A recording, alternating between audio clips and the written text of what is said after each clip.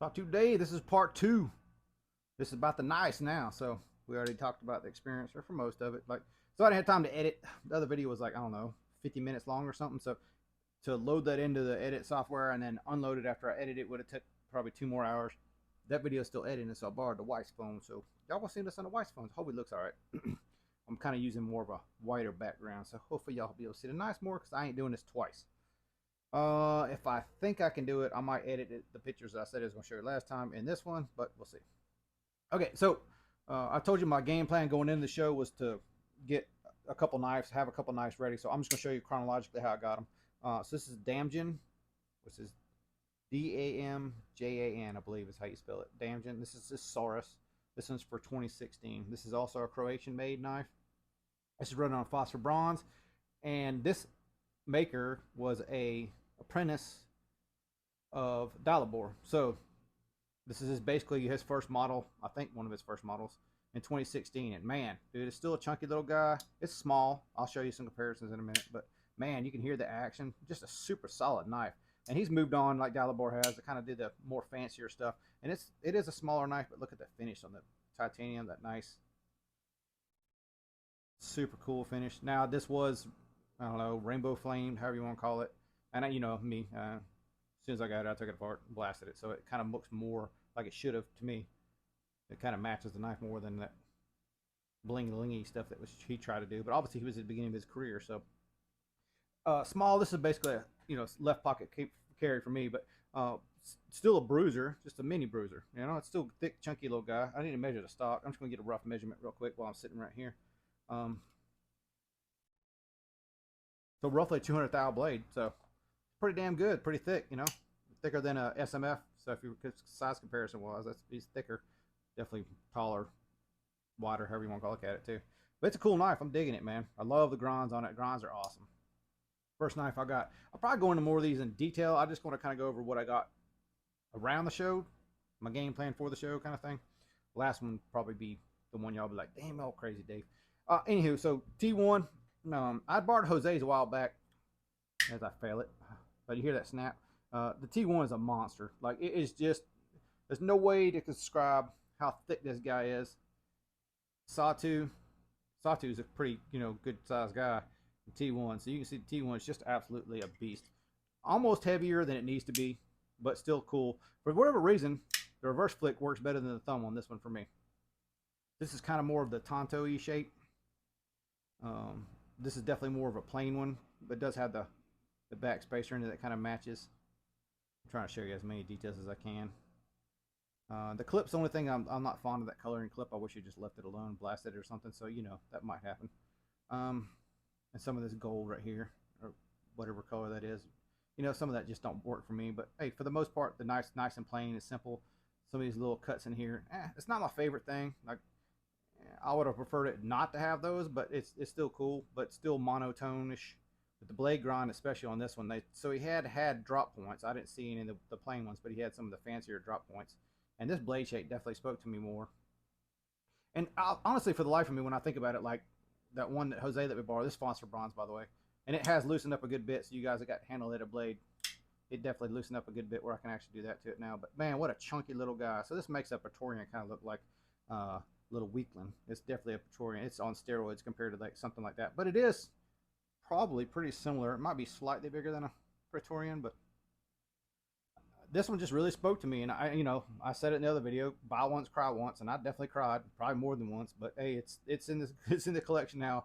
It ain't going nowhere, and I can totally see why. Once you get one of these, you're sold on the knife. Like, it's just a solid knife. There's things about it like ergonomically and stuff that, if I was making it, I probably would change it. But like, it's such an expensive knife. I don't know that I will make any changes to it, because if I ever get to a position where I need to sell something, I probably would sell this one. They don't see too many for sale, so I don't have any anticipation of selling it. But it's just more like in the future. I don't know. You know how I am. Like, when I get stuff new, I don't want to touch it for a minute, and then after a week or two, I'm like, yeah, so what? Just do it. So I may or may not tweak and keep, or tweak and in the long run maybe not keep, who knows, man. But right now I'm super excited about this one. So definitely the first one of the day, and the blade show. The other one was obviously Croatian. I bought it from a dude from Canada, but it's a Croatian knife. and this one is 100% made in America. American, man. All right, so after the, you know, expulsion of cash from this one, told you I got Beard Doom's knife, the Soul Stone. This one initially, man, it's just like, when you look at it, you're like, this is such a weird design. You don't really understand it. And after you have it for a minute and start, you know, using it different grips, feeling it in different grips. So what I immediately did with this one is I just cut up, like, it was actually 4 bags of cardboard from my dad. He had wanting to cut up a bunch of stuff to kind of stage it for putting in trash when I was at his house. So like the real thick stuff, cardboard. This is also a front flipper, and I'm not a front flipper guy, but I can actually, most of the time, let's see if I can fail it here. Oh, no, did it. All right, so I can actually front flip this one. Not the best at it, but the finger flick works great on this one. The ergos are kind of weird. You do get used to it, and you will figure out how to make it work for you. But I found, like, after I played with it for a little bit, you know, cutting up all that cardboard at my dad's house, that it actually worked pretty well. It does have a little bit, this clip is kind of hot spotty. The probably one negative I have so far is the clip. Doom was telling me that, you know, pre-production unit that he got, he was wanting to make some changes to it, and they went in production basically before he could enact any of those changes. So there are things, especially on the first one, but this is first design. Like, overall, man, like, there's not a ton of things that I would take from a design point of view and change. Like, the overall knife is good. Now, specifics of like finish and how the grind is and all that sort of thing, like, that may change in the future. Like, and talking with Kevin, like, I might do quite a few mods on this. I wanted to use it as is to get a feel for how he designed it and how he wanted it, you know, originally. And I may make changes and then send it back to him. I'm probably going to make changes, like, i.e. hologram, and maybe a few other little tweaks here and there. Send it back to him, let him feel it, see if he likes it, what he would change, give me feedback, maybe a couple times. I don't know, we'll see. But Soul Stone. So this is an interesting one, and this is also from a company I never heard of before then, Keystone.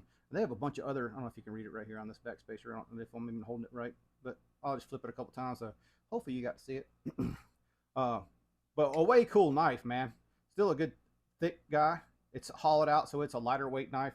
By comparison, for this P&P Alpha Prime and it are about the same weight. So both about the same, but they do both of these, both of them had the pocketing on the inside.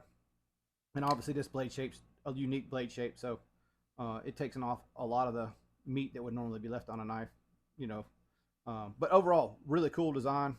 I'm digging it, man. And honestly, like, if this wasn't designed by a brother of mine, I don't know that I would have initially grabbed it off the table. But after I did, and after I handled it for a minute, I'm super glad I did. Like, it's just it's a cool knife, man.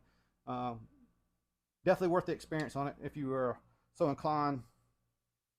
The next knife I got was the Cold Steel 8010. And I've done a ton of these regrinds here. I love regrinding them. The guys I regrind them from tend to not be hard use guys, or maybe the exception of maybe Nick Edwards. But, you know, the stock grind on this is a little bit thick for what you guys would call daily use knives. But if you're more of a, you know, heathen like I am with knives, honestly, like, I don't see myself changing that grind. If I did anything, I might come back with like a 14-inch and just do like a slight hollow on it or something. But honestly, man, I kind of like it how it is. Like, I don't think I'm going to change a whole lot. As I said in the other video, you can see the contouring of those scales is almost spot on exactly what the G10 scales are. So this pretty much in hand, as far as the contouring goes, feels just like the G10. Hopefully you can see all that in the video. But it pretty much feels exactly like the G10 model. Just heavier, more robust, not pocketed on the inside, good solid titanium. And of course, the selling point for me, I don't know if you can read it or not, 3V. Man, I love some 3V. Like, to me, Cold Steel should be doing a lot more of these 3Vs, you know. Makes way more sense to me to have a tough steel and a tough knife, especially how it's ground like this. Like, I love it, man. And I know there's debates on performance, this and that, but for me, 3V has never let me down. It's always been super tough steel, and I don't really chip 3V, which I've always chipped through M390. Steels like the edge retention steels generally don't make it too long with me. I chip them. So they might retain the edge good long, but if they're in the hand of a heathen, they ain't gonna make it too long. So 3V, 3V, 3V. Speaking of which, 3V. Yes, I did modify the shit out of this one already. So as it's stone washed, reprofile the blade so you can see it's basically from this point to this point. It used to look different. So it was I think I got the before picture. See if I can put it in here. 10-minute mark. You know, it's more squared off, boxish on the front. And I just thought it just needed a little something because this is such a curvy handle. Even though it has the what do you say it, sideways frag or 45 diamond or however you want to look at it. It just needed a little something extra for me. So I just put that little bit of spice on it. And also on the back side, yeah, that you guys can't see right now. Yeah, hopefully you can see that. So I cut that. I just used the end mill and cut that little groove in there. It was super hard, and in theory, I wanted to line it up differently, but I ended up going with how the finger placement needed to be, for the reverse flick. Let's see if I can close this thing, see it. So I could have went lower, and I kind of wanted to keep it in that milling, but if I did, it would have been lower than I wanted to be to get my finger in there. So I basically lined it up with the stud. So if you see the stud, the groove's kind of in line with the stud. Hopefully that makes sense. It's when you got a bunch of lines, it gets confusing on how to lay it out and that sort of thing. So I just basically, went with the spine. So this groove is in line with the spine, and then sort of eyeballed it in line center-wise with the stud. But it makes it way easier for the finger flicking now. Like, you did have traction before off this. Let me see if I can even show you. Well, I can't really because I milled it all out. But before, you kind of had traction where you could kind of come back here and flick it. I'm naturally kind of a greasier person, so this didn't work for me all the time. So I went ahead and cut that groove in there for me, and it just works better for me. So reprofiled, cut the ball groove, and then re-acid etched. Obviously, it doesn't have an edge on it yet, but I will get to that edge. This is one that actually I was surprised that I liked so much. When I heard it's 3V, I had to put it in my hand, right? Will was with me originally when we saw this one, and it was kind of one of those, like, we were both like, wow, that thing really feels good in hands. So as he said, I went to the dark side, and I made it darker. So, you got to put a little spice in it every now and then. So if you're taking tally, the 4 that I actually got at the show: Miller Bros, Thumb Stud, Phosphor Bronze, American Made, Fuller Front Flipper, Chinese made on bearings, Thumb Stud again, obviously Cold Steel's Taiwan, 3V, the selling point for me on that one. Also Phosphor Bronze and nylon-ish. And then the PMP, which is Thumb Stud, now Fuller, Chinese on bearings. So I wanted Thumb Stud nice. I was after Thumb Stud nice. So 3 out of the 4 being Thumb Studs, good enough for me. And out of the two basically washer knives and 2 bearing knives. So I thought it was a pretty good mix for this year. Now, for the ultimate reveal of what I was supposed to get was going to be the Rogovitz. To wind this one up a little bit, you know that I borrowed Jose's, if you watch this channel, a while back, XR3.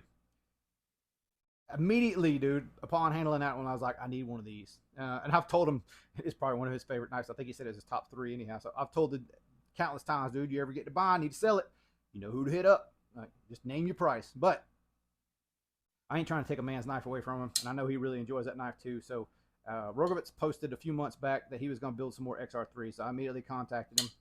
Actually, Jose cued me in that he was going to do this, and I was like, man, if I'm going to do a build with the Rogovitz like I did last time I did the Rhino, it took me a while to kind of convince him what I wanted to do on the Rhino, but it ended up working out in the long run, and so did this one. So first thing, XR3 in Timascus. This is XHP Core Timascus. Let me see if I can get the whole thing on the screen. If you'll notice, it is thumb studded and flippered. This is the very first one he did that way. He was like, either pick thumb stud or flipper. I said both. So it took me a minute to, he was like, I'm not sure I can do both. I was like, just try it, man.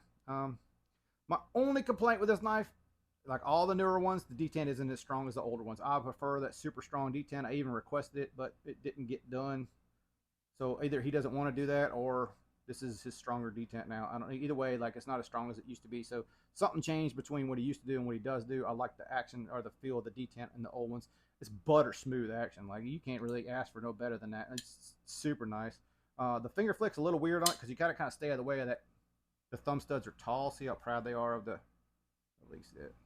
See how proud they are of the scale. So you will catch, and like sometimes, like when, especially in shorts, when you go to pull it, it'll catch the thumb stud and wave out. I don't mind that, to be honest with you. I think the overall, what he did with the design, mixing the, I'm gonna call this the shiny Damascus. So it's Chad Nichols XHP, if I hadn't already said it. I don't remember if I did or not. Just talking about that, you can see how the Damascus pattern goes all the way down to the edge on this side. but you see more of the core on this side. So the center of this is shifted slightly. It's part of Damascus, right? You can't always center it. You can always see it, and you can even see it in the backbone a little bit where it's not really 100% centered. So you can, as a maker, you can't really critique them for not hitting the center of the core, or the core not being thick enough for, you know, the edge you wanted to put on it. But most of the SHP is on this side, and this is kind of getting back into the Damascus on this side. So it's just the nature of the beast. So really, those are the only two complaints I have from the knife. This phenomenal quality. I mean, stylistically, my wife saw that. She's like, "That's ugly. Why did you get that?" Like, she just don't like it at all. I'll see if I can see the backspacer. Hopefully, with air behind it, you'll see it's kind of a floating. There he goes, kind of a floating backspacer. So he puts his touches on several things. Like, amazing piece. I don't think maybe you can see the engraving up in there. Hopefully, it's shining enough light up in there where you can see the engraving on the inside. So everything he did on this one was really cool because it's that duller and shinier two-tone kind of thing, but neither one of them are too much. Like even the thumb studs, I like how I put the band here and on the side of both of those just to add a little bit of something instead of just blasted thumb stud. Like I like that. That's just the extra touches, even like the backspacer like I was showing a minute ago, how it's blasted and then he went back behind it and engraved, you know, his name, the model number, and or not the model number, the serial number, and I think you put XHP for the core Damascus.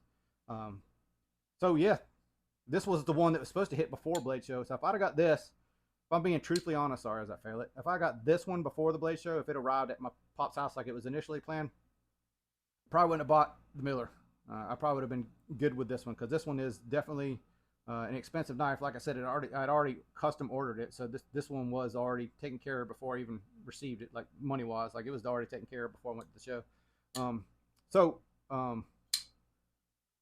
That was the original plan. It didn't work out, but once again, thumb studs. So I got my thumb studs on this one. So if you're taking tally of the whole thing, like more thumb studs than non-thumb studs, I think I got out of the let's see, 1, 2, 3, 4, 5, 6 that I've showed you. I bought a fixed blade, which was 7.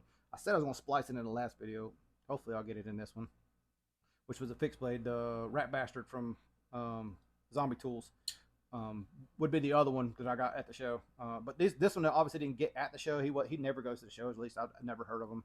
And Damjan being from Croatia, I've never known him to go to the show. Maybe he has, but I've never seen him at the show, put it that way. Or maybe he was a maker that I didn't know of at the time. Anyway, those guys don't go to the show. So that's pretty much, hey, I got it under 20 minutes. That is pretty much a wrap for the knives. You know, if you want more details on any of that stuff, hit me up. I'll probably do more videos, especially on like the T1 and the XR3. I'll probably do more. You'll probably see them in more videos. Some of the other ones you may or may not see more of. The Soulstone you're definitely going to see more of. I will be modifying that one. And check out Bearded Doom for more information on that. I think they're going to do a drop. I think he only had a limited amount at the show, and he's going to do a drop. So if you're interested in that one, message him. Instagram. I think he's taking a YouTube break. But message him, and hopefully you'll get hooked up with that. So under 20 minutes for video number 2. The other one was almost an hour. So, you know, combine this one and that one, over an hour worth of entertainment this weekend. Hopefully I entertained you. If not, hey, check back in next week. Maybe I will. Y'all be cool. Later.